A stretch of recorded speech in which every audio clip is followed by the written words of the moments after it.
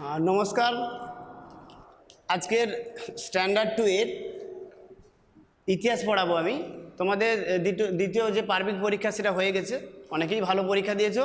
তো আজকে থেকে থার্ড টার্মিনালের জন্য অর্থাৎ অ্যানুয়াল যে পরীক্ষা আমাদের হবে তার প্রিপারেশান কিন্তু আমরা শুরু করছি, ঠিক আছে? তো মন দিয়ে শোনো। আর তোমরা বলে দিই, সেকেন্ড টার্মিনালে তোমরা বেশ কিছু ভুল করেছে, খুব সহজ উত্তরগুলো ভুল করেছিলে, জানি না কেন। আমার মনে হচ্ছে তোমরা অনলাইন ক্লাসগুলো মন দিয়ে একটু শুনছো না। তো তোমরা চেষ্টা করো এরপর থেকে ওটাকে কন্টিনিউ করার, ঠিক আছে? তো দেখো, তোমরা 3টে প্রশ্ন কিন্তু সেকেন্ড টার্মিনালে ভুল করেছিলে, আমি সেগুলো একটু বলে দিই ছোট্ট করে। প্রথমে ছিল যে কোন পশু সবশেষে পোষ মেনেছিল বা মানুষ পোষ মানাতে পেরেছিল, সেটা ছিল ঘোড়া, ঠিক আছে? এটা আমি বলেও দিয়েছিলাম। আর 2 নম্বর একটা প্রশ্ন ছিল যে মানুষ কখন আগুন জ্বালাতে শিখেছিল।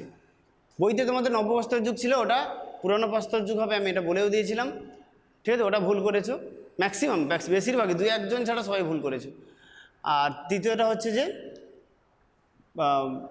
মানুষ 3 নম্বর প্রশ্ন হচ্ছে ইতিহাস শব্দটা কোন শব্দ থেকে এসেছে। তোমরা অনেকেই লিখেছো যে ওইটা দেওয়া ছিল ইতিহাস শব্দ, হিস্ট্রি শব্দ থেকে। হিস্ট্রি শব্দ থেকে আসেনি, ওটা এসেছিলো ইতিহাস শব্দ থেকে, ঠিক আছে? বোঝা গেল? দেখো, আমরা এবার কিন্তু সরাসরি পড়াতেই চলে যাচ্ছি। দেখো, আমাদের সপ্তম অধ্যায় চাষবাস ও ঘরবাড়ি, ঠিক আছে? বোঝা গেল তো? এখানে আমরা কি জানবো, চাষবাস কি। প্রথমে দেখো, এটা একটা প্রক্রিয়া, কয়েকটা স্টেপে এটাকে আমরা কভার করতে পারি, ঠিক আছে? তো দেখো, যে প্রক্রিয়ায় মানুষ জমিতে শস্য দানা ছড়িয়ে নতুন শস্য উৎপাদন করে, যে প্রক্রিয়াটা, ঠিক আছে, সেটাকে বলা হচ্ছে চাষবাস বা কৃষিকাজও বলি আমরা। লিখে দিতে পারি এখানে, হ্যাঁ, কৃষি কাজ, ঠিক আছে? বোঝা গেল? দুটাই লিখতে পারি। কাল্টিভেশন বলা হয় ইংরেজিতে, ঠিক আছে? এবার দেখো, সূচনাকাল। সূচনাকাল কি না, নব্যপ্রস্তর যুগের প্রথম ভাগ। বোঝা গেল কি? বাহ! অর্থাৎ টাইমটা আমি বলে দিয়েছি 10,000 খ্রিস্টপূর্বাব্দ থেকে 4,000 খ্রিস্টপূর্বাব্দ এর মধ্যেই, অর্থাৎ আমি প্রথম দিকে ধরে নেব, ঠিক আছে? অ্যাকচুয়ালি পার্টিকুলার দিনক্ষণ তো এইভাবে তৈরি করা যায়নি বা জানা সম্ভব নয়, একটা ডিউরেশন ধরে আমাদেরকে করতে হয়।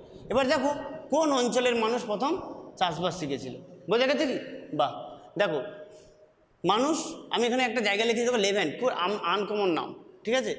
তো এই অঞ্চলে ঐতিহাসিকরা যেটা বলছেন, হ্যাঁ, আমি ইতিহাসবিদরা যেটা বলছেন আমি সেটাই বলছি, যে লেভেন্ট বলে একটা অঞ্চল, যেটা হচ্ছে পূর্ব ভূমধ্যসাগরের তীরে যে সমস্ত দেশগুলো রয়েছে, সিরিয়া, জর্ডন, হ্যাঁ, এই যে দেশগুলো, ইসরায়েল, প্যালেস্টাইন, এই জায়গাগুলোতে মূলত এই অঞ্চলটা, এই জায়গাগুলোকে বলা হবে এই লেভেন্ট অঞ্চল, ঠিক আছে? এটা একটা অঞ্চল, বিরাট অঞ্চল। তো এখানেই নাকি প্রথম চাষবাস শুরু হয়েছিল বলে ঐতিহাসিকরা সেরকম প্রমাণ পেয়েছেন। আবার অনেক ঐতিহাসিক বলছেন না, চীন দেশেই প্রথম চাষবাস শুরু হয়েছিল, ঠিক আছে? এবার চীন দেশে আবার একটা খুব ইম্পর্টেন্ট, এটা কিন্তু ইম্পর্টেন্ট প্রশ্ন আসবে, যে প্রথম কোথায় ধান চাষ হয়েছিল। এটা কিন্তু প্রমাণ হয়েছে যে ধানের অস্তিত্ব কিন্তু চীনেই সর্বপ্রথম পাওয়া গেছিল। এবং দেখো, মিশর, সেখানেও অনেকে বলছেন যে মিশর এলাকাতে, পার্টিকুলার মিশরকে ওনারা হাইলাইট করছেন, সেখানে বলছেন যে মিশরেই চাষবাস শুরু হয়েছিল, ঠিক আছে? এবং এখানে একটা ইন্টারেস্টিং বিষয় বলে রাখি, মিশরে দেখবে প্যাপিরাস বলে একটা উদ্ভিদের চাষ হতো। বোঝা গেছে? যেই প্যাপিরাস থেকে আমরা দেখবে, আমি একটু এখানে লিখছি, দেখো, কাগজ, হ্যাঁ, পেপার তোমরা নাম শুনেছি, ইংরেজিতে বলা হয় পেপার বা কাগজ শব্দের উৎপত্তি প্যাপিরাস থেকে, ঠিক আছে? তো এই পেপার সব বা কাগজ এই প্যাপিরাস থেকে কিন্তু হয়। প্রশ্ন কিন্তু দিতে পারি এখান থেকে, খুব ইম্পর্টেন্ট। আর একটা ইম্পর্টেন্ট জিনিস দেখো, মানুষ প্রথম যে চাষ করতো না, একদম ফার্স্ট স্টার্টিংয়ের দিকে প্রথম ছোট জায়গায়, একদম ছোট, ঠিক আছে? কিন্তু পরে মানুষ যখন আরও উন্নত হচ্ছে, চাষবাসকে আরও নিজেদের আয়ত্তে নিয়ে চলে আসছে, তখন কিন্তু বৃহৎ পরিসরে, অর্থাৎ অনেকটা বড় এলাকা জুড়ে করছে। সেটা কোথাকার মানুষ করেছিল না, মিশর, এই এলাকার মানুষ। এখান থেকে 3টে গুরুত্বপূর্ণ প্রশ্ন কিন্তু আসতে পারে। বোঝা গেল? এবার কি ফসল তারা উৎপন্ন করতো প্রথমে? হ্যাঁ, আমরা এখন প্রচুর পরিমাণে ফসল উৎপন্ন করি, আমরা যারা চাষবাসের সঙ্গে যুক্ত আছি বা কৃষকেরা যারা রয়েছেন তারা করে। কী ফসল দেখো, যব, গম, তিসি, ডাল, মটরশুঁটি, ছোলা, আরও অনেক আছে, আমি লিখলাম না, আমি ইত্যাদি লিখে দিচ্ছি, ঠিক আছে? ইত্যাদি। বোঝা গেল? ব্যাস। এবার দেখো, খুব ইম্পর্টেন্ট, যে এই যে চাষবাস করবে মানুষ, কোথায় গিয়ে চাষবাস করবে? চাষবাসে তো একটা জায়গা লাগবে, তাই না? তো দেখো, তারা কিন্তু জানতো না, তাদের মধ্যে অতটা অভিজ্ঞতাও তৈরি হয়নি। তবে তারা এটা লক্ষ্য করেছে যে নদীর ধারে চাষটা ভালো হয়। কেন চাষ ভালো হয় সেটাও জানতো না। তবে একটু মনে রাখো তোমরা, নদীর ধারে উপযুক্ত জলবায়ু, আবহাওয়া ভালো ছিল, এবং যেটা হচ্ছে জলের চাহিদা এখানে, হ্যাঁ, নদীর ধারে আমি লিখে দিচ্ছি, দেখো, জলের যে যোগান বা চাহিদা, জলের যোগানটা প্রচুর থাকতো। হ্যাঁ, তাই মানুষ এই নদীর ধারকে বেছে নিয়েছিল। আর দুটো কারণে, এখানকার মাটি হচ্ছে, যে মাটিটা দেখো ভেজা স্বাভাবিক আর নরম, এই ভেজা নরম মাটিতে কিন্তু ভালো চাষবাস হয়।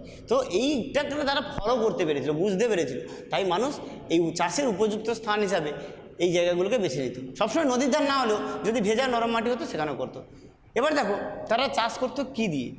চাষ করতে গেলে অনেক তো জিনিসপত্র লাগে, মানে উপকরণ এখন আমরা দেখেছি। দেখো আমি খুব সোজা কথা তখনকার সময়ে ভেবে যদি বলি, তো দেখো গাছের ডাল দিয়ে তারা লাঙল বানিয়েছিল, এই লাঙলটাকে চাষের কাজে লাগাতো। আর শক্ত কাঠ দিয়ে বানিয়েছিল। আরও একটু পরের দিকে তারা কী বানিয়েছিল না, পাথরের ফলা বানিয়েছিল। ঠিক আছে, কিন্তু পাথরের ফলা দিয়ে চাষবাস করাটা খুব সহজ কাজ নয়, বুঝতে পেরেছো? তারপরে আরও যখন মানুষ সময়টা যখন এগোলো, তখন মানুষ লোহার বা ধাতব যে ফলা, যেটা আমরা এখনও দেখতে পাই বিভিন্ন এতে, তার এখন তো মানুষ ট্রাক্টর বানিয়েছে, আরও নানা রকম উন্নত ধরনের সমস্ত বানিয়েছে। হ্যাঁ, পাওয়ার টিলার বানিয়েছে। ঠিক আছে, তো সেগুলো আমাদের জানার দরকার না, আমরা যেহেতু আদিম যুগের কথা বলছি খেয়াল করে। তাহলে লাঙল কী দিয়ে বানাতো এইটুকু লিখলেই হবে বা বললে হবে। এবার দেখো মানুষ কিভাবে চাষবাস শিখলো। চাষবাসের একটা আমি বলছিলাম না যে প্রক্রিয়া, এখানে একটা বলেছিলাম, হ্যাঁ একটা সিস্টেম রয়েছে। সেই সিস্টেমগুলো দেখো, স্টেপগুলো দেখো আমি লিখে দিয়েছি, স্টেপ 1, স্টেপ 2, স্টেপ 3 আর স্টেপ 4। এই চারটে মূলত আমরা আলোচনা করতে, আরও অনেক হয়েছিল। ঠিক আছে, অনেকভাবে, তবে মূলত এইভাবে খেয়াল করো তোমরা, তোমাদের সহজ করে বলার চেষ্টা করছি। এটা মহিলারা সংগ্রহ করা দানাগুলি কিছুটা খেলো, কিছুটা মাটিতে ফেলে দিল। তারা জানতো না, এমনিই ফেলে দিল। বেশি হয়ে যেত, ভালো লাগতো না কখনো, সেই হিসাবেই তারা ফেলে দিত। তারা জানতো না যে আমরা চাষবাস করছি। ফার্স্ট স্টেপে এটা করে ফেলতো, তারা করেছিল। সেকেন্ড স্টেপে দেখো কী আছে, জল আলো বাতাস পেয়ে যে দানাগুলো ফেলে দিল মাটিতে, সেগুলো থেকে কী হয়ে গেল, অটোমেটিক্যালি প্রাকৃতিকভাবে উপায়ে গাছ সৃষ্টি হয়ে গেল।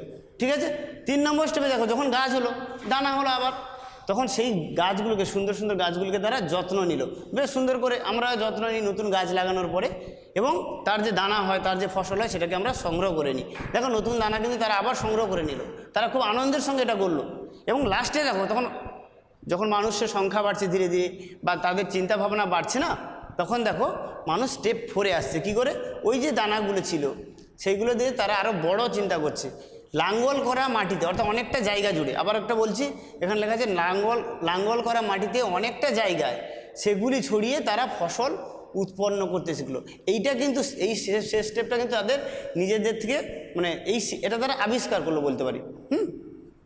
এতক্ষণ তারা এগুলো এমনি দেখলো, ভালো করে পর্যবেক্ষণ করলো, কিন্তু এই শেষ স্টেপে এসে তারা কিন্তু নিজেরা আবিষ্কার করে ফেলতো। আর তাকে ভাবতে হলো না যে চাষবাস কীভাবে করব, কি ইত্যাদি ইত্যাদি। বোঝা গেছে? এবার দেখো লাস্টে খুব ইম্পর্টেন্ট যেটা প্রশ্ন, আমরা প্রত্যেকটা ক্লাসে বলার চেষ্টা করেছি, যে মানুষের যে বিবর্তন হচ্ছে, যে উন্নতি হচ্ছে, সেটা কিভাবে ঘটছে বা তার জীবনে কি পরিবর্তন আসছে। ঠিক আছে, তো দেখো খুব ইম্পর্টেন্ট প্রশ্ন কিন্তু, চাষবাস মানুষের জীবনে কি কি পরিবর্তন আনলো, তাই না? আমরা আগেও পড়েছি আগুন কী পরিবর্তন এনেছিল, চাকা কী পরিবর্তন এনেছিল, এগুলো আমরা পড়েছি। হ্যাঁ, তো এখানে দেখো খাওয়ার অভ্যাস পাল্টে গেল। এর আগে মানুষ কী খেত? পশুচারণ করতো, পশু মাংস খেত, কাঁচা মাংস। এখন কি হচ্ছে? শস্য দানা খাচ্ছে। হ্যাঁ, বুঝতে পেরেছো? তারপর দেখো এই পশুপালন, এর আগেরটা একটু ভাবো, পশুপালন যখন করতো তখন মানুষ যাযাবর জীবন, এদিক ওদিক ঘুরে বেড়াতো পশুদের নিয়ে। কিন্তু যখন চাষবাস শিখে গেলো, কৃষিকাজ শিখে গেল, তখন কিন্তু সেই যাযাবর জীবনের সমাপ্তি হলো, অর্থাৎ আর যাযাবর থাকলো না মানুষ। বোঝা গেছে?